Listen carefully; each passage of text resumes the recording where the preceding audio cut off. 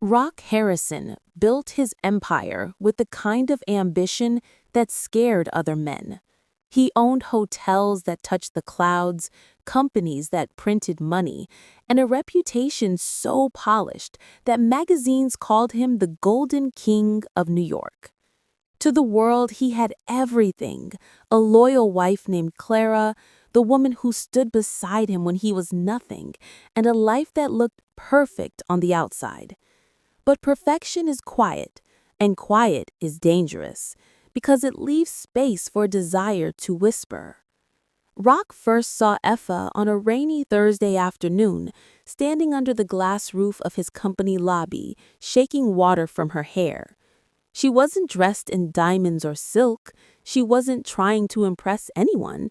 She was simply real, and Rock felt something inside him wake up, something he didn't even know had fallen asleep.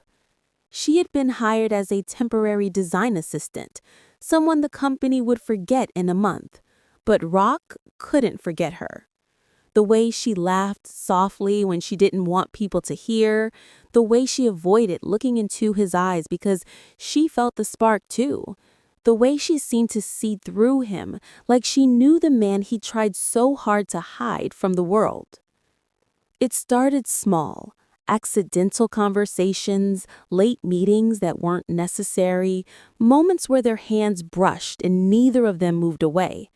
Rock told himself it was harmless, that men like him always felt pulled to beauty, that he loved Clara and would never cross the line.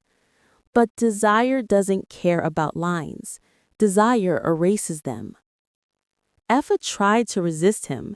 She reminded him he was a married man, that she didn't want to destroy anyone's home. But the more she tried to distance herself, the more Rock felt addicted to the feeling of being seen, wanted, alive. Soon he found himself staying late just to hear her voice, canceling dinners with Clara, lying to the woman who once held his heart. Guilt followed him like a shadow, but so did the thrill of Effa's presence, and he couldn't decide which one controlled him more. The night everything changed was the night Effa told him she was leaving the company. She said she couldn't keep pretending, that the feelings were too strong and too wrong. Rock felt the ground shift under him. The idea of losing her was worse than the fear of ruining his marriage. He begged her to stay, but she shook her head, tears in her eyes, telling him he had to choose the life he built or the woman he wasn't supposed to love. For the first time in years, Rock didn't know what to do. Clara, the wife who believed in him, began noticing the distance, the late nights, the coldness, the lies. Her heart felt the truth before her mind accepted it. One evening, she stood in the doorway and quietly asked him, "Is there someone else?" Rock froze because the truth was sitting inside his chest like a burning secret. He didn't answer, and silence was an answer on its own. Clara stepped away from him as if he were a stranger, and Rock felt the weight of everything he risked pressing down on him. Effa didn't want to break a marriage.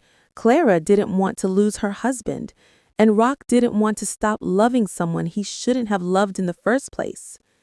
In the end, he realized power couldn't save him, money couldn't protect him, and desire came with a price he never expected to pay.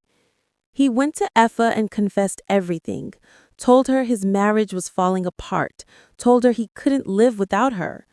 She looked at him with heartbreak instead of happiness.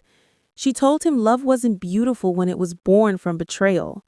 She told him she cared for him deeply, but she would not build her future on the ruins of another woman's life. And then she walked away. Rock returned home to Clara, not with excuses, but with honesty, prepared for the storm he caused.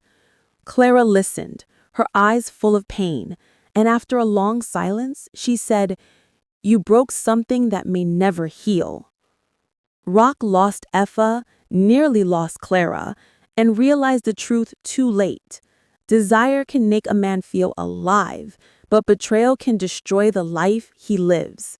And that is how the millionaire who had everything learned that forbidden love is never free.